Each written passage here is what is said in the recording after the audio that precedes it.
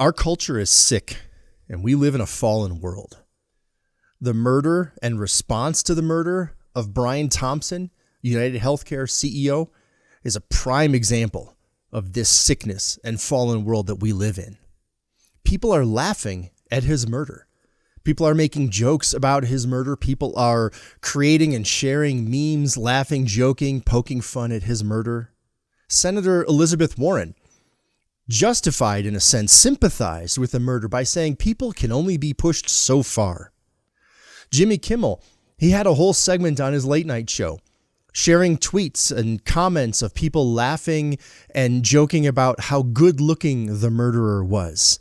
And no, his name, the murderer's name, it doesn't deserve to be mentioned anywhere. He is a murderer.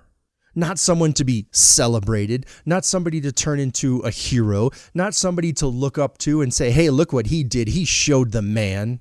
This was a cold-blooded, premeditated murder, period.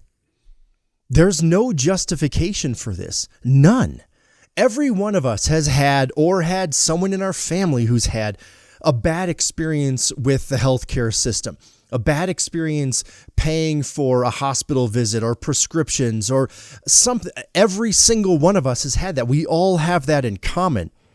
But that does not mean that it's okay to go and murder someone in response. That does not mean it's okay to celebrate the murder of someone in response. A culture that does that is sick. A culture that laughs at this is broken.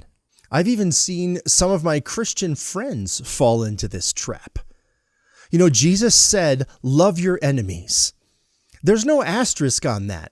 He didn't say, love your enemies unless they happen to work at a company whose policies you don't like or a company that might have hurt you or might have hurt somebody in your family. Then go ahead and murder them. No, it just says, love your enemies, love your neighbor. That's what we are called to do as Christians. Not laugh at the murder of somebody, not come up with a justification and say, well, it's okay because of, and fill in the blank.